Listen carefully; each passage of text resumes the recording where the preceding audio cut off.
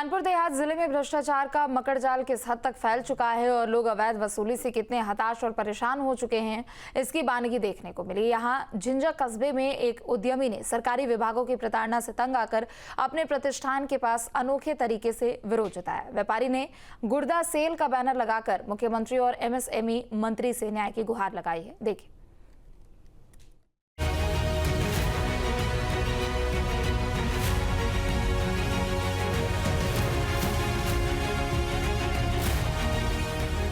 उद्योग लगाने के लिए सरकार सुविधाएं देने के तमाम दावे कर रही है, लेकिन सरकारी सिस्टम उद्यमी को किस तरह से बर्बाद कर देता है, ये जानने के लिए कानपुर देहात के झिंझक के छेदीलाल राजपूत की बीती आपको जरूर हैरान कर देगी। दरअसल छेदीलाल को नमकीन बनाने के छोटे से कारोबार में हर कदम में अड़चनें झेलनी पड़ी। तमाम मुश्किलों के बाद सरकारी सिस्टम से लड़ते रहे और आखिर में सिस्टम का पेट भरने के लिए उद्यमी छेदीलाल ने गुर्दा बेचने का ऐलान कर दिया।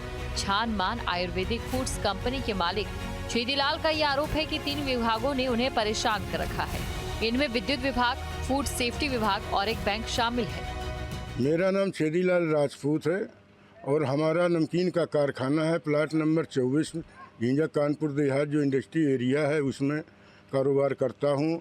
और जो हमने ये गुर्दा सेल के बैनर लगाए हैं, फूड सेफ्टी विभाग और विद्युत विभाग इनके और जो है बैंक ऑफ बड़ौदा के बहुत शोषण से आज ही जा कर के कि आत्महत्या ना करूं, गुर्दा बेच करके ही इनकी फर्जी वसूली का भुगतान कर सकूं, इसलिए हमने इस कार्यक्रम का चयन किया हुआ है। और हम जब गुर्दा नहीं बिकेगा तब देखते हैं, तब फिर और कोई उपाय सोचा जाएगा। मजबूरी बस ये काम किया गया है हमारा। गुर्दा बेचने के लिए छेदीलाल ने बकायदा पोस्टर बैनर बनवाया। उद्यमी छेदीलाल ने अपनी कंपनी के पास एक पेड़ के नीचे कई बैनर लगाए। एक बैनर पर गुर्दा बिक्री का विज्ञापन है, जिसमें मुख्य अतिथि के रूप में यूपी के मुख्यमंत्री और MSME मंत्री का नाम लिखा है।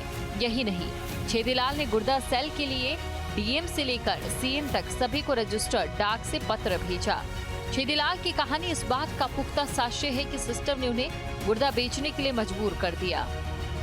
कानपुर देहात में एक उद्यमी व्यक्ति ने सरकारी भ्रष्टाचार और उनकी कार्यशैली से परेशान होकर अपने गुर्दे को बेचने का निर्णय ले डाला।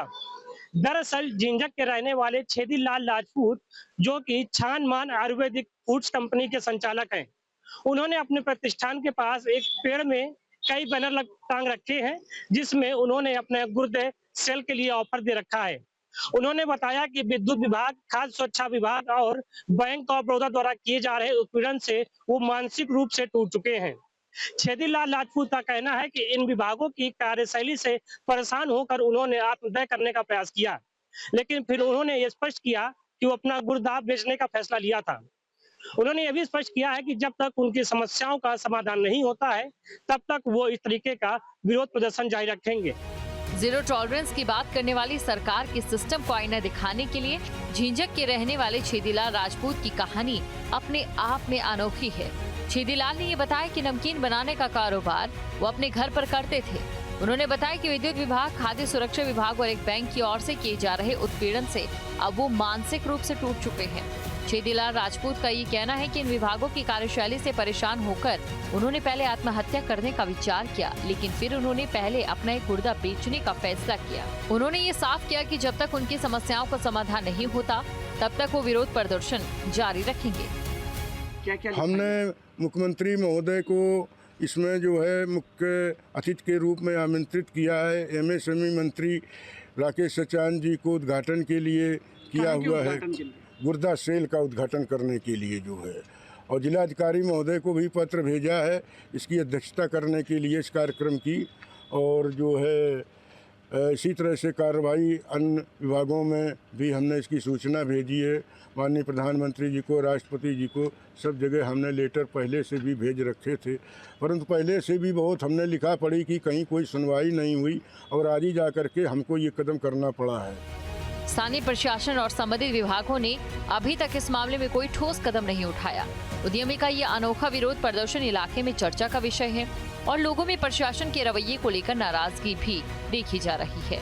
सवाल तो तब खड़ा होता है कि मामला सोशल मीडिया और मीडिया के माध्यम से अधिकारियों तक पहुंच गया, लेकिन अभी तक उस बेबस उद्यमी के पास कोई अधिकारी नहीं पहुंचा और लाचार उद्यमी की अभी तक समस्या का निदान भी नहीं हुआ। तो इसका अंदाजा ये भी लगाया जा सकता है कि भ्रष्टाचार की जो चीन का सिस्टम है वो ऊपर तक बना हुआ है।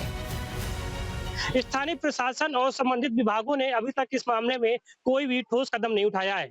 उद्यमी का यह अनोखा प्रदर्शन इलाके में चर्चा का विषय बना हुआ है और लोग प्रशासन के इस रवैये को लेकर काफी नाराजगी जाहिर कर रहे हैं और ये वीडियो सोशल मीडिया पे काफी तेजी से वायरल हो रहा है।